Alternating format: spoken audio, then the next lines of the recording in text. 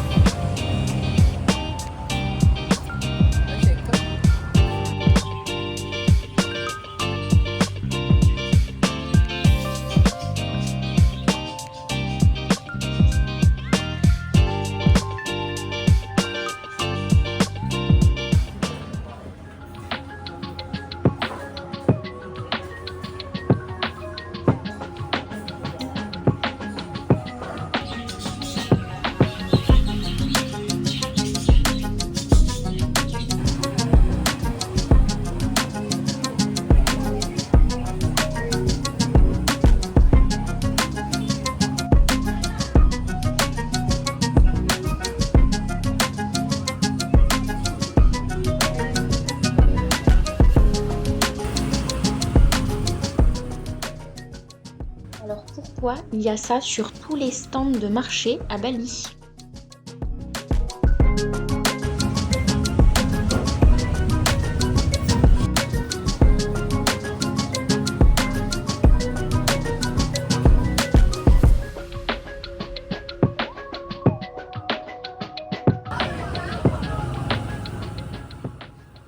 Pendant que j'étais à Ubud, une personne de la famille royale est décédée.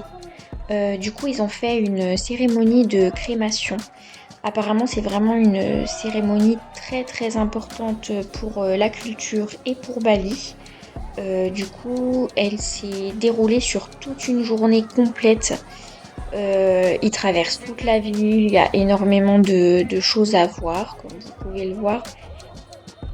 Une fois que le soleil atteint son zénith dans la journée, le corps est transféré dans le sarcophage et ils y mettent feu pour la crémation. Tout un rituel qui permet à l'âme d'être libérée.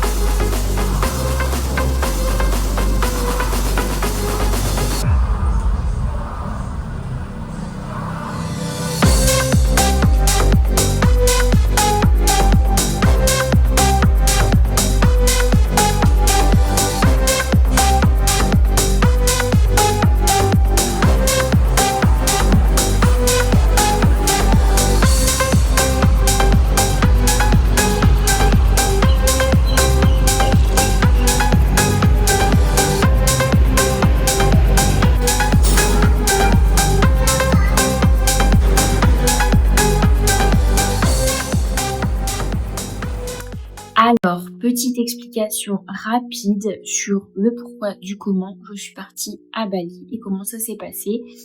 Vous n'êtes pas sans savoir, enfin peut-être si vous avez regardé les autres vlogs, que je devais faire une compétition en septembre. Donc petit 1, cette compétition a été annulée pour raison santé, entre autres, pour moi, parce qu'elle a bien eu lieu. Petit 2, j'avais pris 3 semaines de vacances pour assister à cette compétition. Et du coup, je me suis dit, rien de mieux que de fuir ces problèmes. Donc, je suis partie à Bali. Ça faisait longtemps que j'avais Bali dans ma checklist de choses à faire. Et du coup, je me suis dit, c'est l'occasion, t'as des vacances, t'as le temps. Et en même temps, ça te permettra d'être ailleurs et de ne pas y penser. Tout en sachant que Bali, ça reste une destination assez spirituelle. Et du coup, c'est mon délire, quoi. Donc bref, je suis partie à Bali pour 12 jours. J'ai fait 4 villes différentes, comme vous avez pu le voir. Donc j'ai commencé par Ubud, qui est vraiment la grosse ville. Donc il y a pas mal de choses à faire, mais c'est vraiment, c'est assez... ça bouge, quoi. Hein. Ça reste, je pense, un peu les pays asiatiques, quoi. Hein.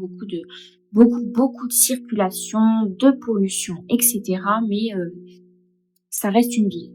Après, je suis allée à l'opposé, donc à Munduk, où là, c'était vraiment au milieu des rizières, donc le cadre incroyable, sachant que quand même, là-bas, les prix sont vraiment...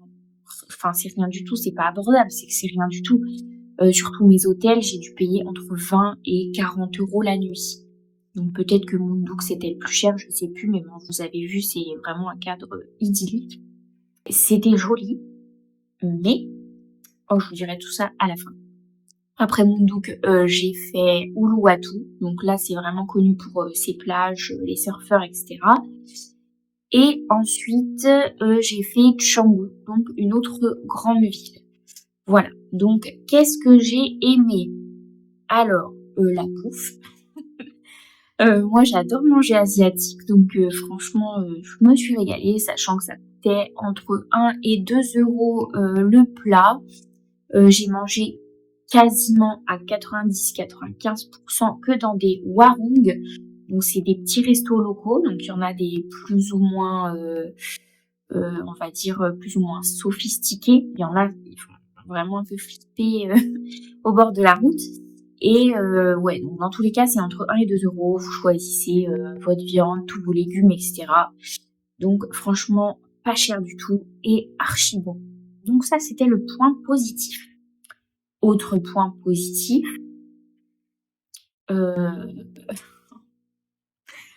alors c'était joli, c'était vraiment beau, les temples, les rizières, etc. C'était beau. Mais passons tout de suite au point négatif. Hein.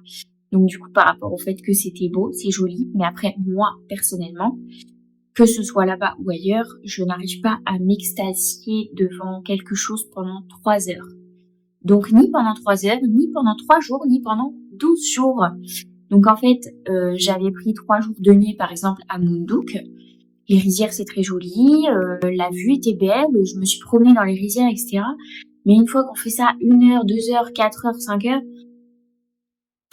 bah voilà, hein, donc c'était beau, mais voilà. Donc en fait, je pense qu'une fois qu'on a vu 1 ou 2 rizières, 1 ou 2 temples, 1 ou 2 cascades, on va pas en faire 10. Enfin, moi, perso, c'est pas mon délire. Je sais qu'il y en a qui planifient leur voyage à Bali en se mettant 4-5 cascades, des rizières dans toute l'île, 5, 6, 10 temples.